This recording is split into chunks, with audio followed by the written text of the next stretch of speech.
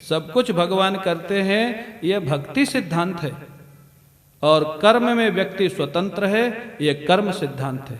कर्मण्येवाधिकारस्ते मा फलेषु कदाचन, यह भी गीता में लिखा है। और आगे ये भी लिखा है, ईश्वरः सर्वभूतानां हृदयेषु अर्जुन तिष्ठति भ्रामयन् सर्वभूतानि। ईश्वर ही सबको घुमाता है, ये भी गीता में लिखा है। और कर्म करने में व्यक्ति स्वतंत्र है, ये भी गीता में लिखा है। क्या माने हम लोग? व्यक्ति कर्म में स्वतंत्र है या ईश्वर के पराधीन है? हमको अपनी स्थिति देखनी होगी। कैसे?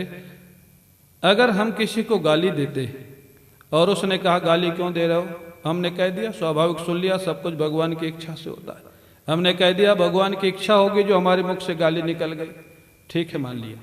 लेकिन आपकी गाली के बदले उसने सामने से एक डंडा मारा आपको, उसके डंडे में आपको भगवान की इच्छा दिखी कि नहीं दिखी? हाँ, आपको अपनी गाली में भगवान की इच्छा दिखी, लेकिन सामने वाले ने जब डंडा मारा तो उसमें भी भगवान की इच्छा दिखी कि नहीं? अगर उसमें भी भगवान की इच्छा दिखी तो आपका सिद्धांत ठीक है। और अपनी गलती में भगवान की इच्छा और सामने वाले की गलती में सामने वाले की इच्छा, तो आप भक्ति सिद्धांत में नहीं है, आप कर्म सिद्धांत में। आपको कर्म में सावधान होना चाहिए।